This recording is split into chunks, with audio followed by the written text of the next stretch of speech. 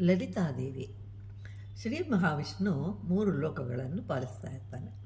ಅಂದರೆ ಅದಕ್ಕೆ ಕಾರಣ ಶಕ್ತಿ. ವಿಷ್ಣು ದಶಾವತಾರಗಳನ್ನು ಎತ್ತಲು ಕಾರಣ ಲಕ್ಷ್ಮೀದೇವಿ. ಲಲಿತಾದೇವಿಯ ಸಹಸ್ರನಾಮದಲ್ಲಿ ಒಂದು ನಾಮವಿದೆ. ಕರಾಂಗುಲಿನ ಕೋತ್ಪನ್ನ ನಾರಾಯಣ ದಶಾಕೃತಿ. ಅಂದರೆ ಲಲಿತಾದೇವಿಯ ಕೈಯಲ್ಲಿರುವ ಬೆರಳುಗಳ ತುದಿಯಲ್ಲಿ ಬೆಳೆಯುವ ಉಗುರುಗಳಿಂದ ದಶಾವತಾರಗಳು ಉತ್ಪನ್ನವಾದವು. ಅಷ್ಟು ಶಕ್ತಿಶಾಲಿ. ಎಲ್ಲರಲ್ಲಿಯೂ ಇರುವ ಶಕ್ತಿ ಲಲಿತಾದೇವಿ. ಶ್ರೀರಾಮನು ರಾವಣಾಸುರನೊಂದಿಗೆ ಹೋರಾಡಿ ಯುದ್ಧದಲ್ಲಿ ಶಕ್ತಿಯನ್ನು ಕಳ್ಕೊಂಡಾಗ ಮನಸ್ಸಿನಲ್ಲಿ ಸೀತಾದೇವಿಯು ಬಂದು ಒಂದೆರಡು ಒಳ್ಳೆಯ ಮಾತುಗಳನ್ನಾಡಿದ್ದರೆ ಚೆನ್ನಾಗಿರುತ್ತಿತ್ತು ಅಂತ ಅಂದ್ಕೊಳ್ತಾನೆ ರಾಮ. ಯಾಕೆ ಅಂತಂದರೆ ಆ ವೇಳೆಗೆ ಯುದ್ಧ ಪ್ರಾರಂಭವಾಗಿ 21 ದಿನಗಳು ಕಳೆದಿದ್ದವು.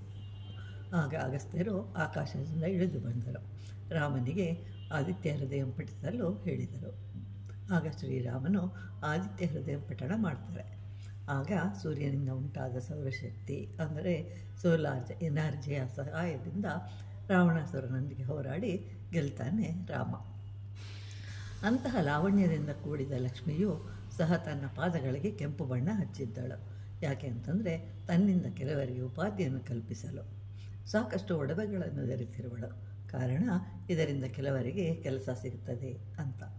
ಶಿವನಿಗೆ ಸೋಮವಾರ ಅಂತಂದರೆ ಬಹಳ ಇಷ್ಟ. ಯಾಕೆ ಅಂತಂದರೆ ಅಲ್ಲಿ ಸಾ ಪ್ಲಸ್ ಉಮಾ ಸೋಮ ಆಗುತ್ತದೆ. ಚಂದ್ರನನ್ನು ನೋಡಿದರೆ ಪಾರ್ವತಿಯನ್ನು ನೋಡಿದಂತೆ. ಸಹಸ್ರನಾಮದಲ್ಲಿಯೂ ಸಹ ಚಾರುಚಂದ್ರ ಕಲಾಧರ, ಚಂದ್ರಮಂಡಲ ಮಧ್ಯಗ ಹೀಗೆ ಅನೇಕ ನಾಮಗಳಿವೆ.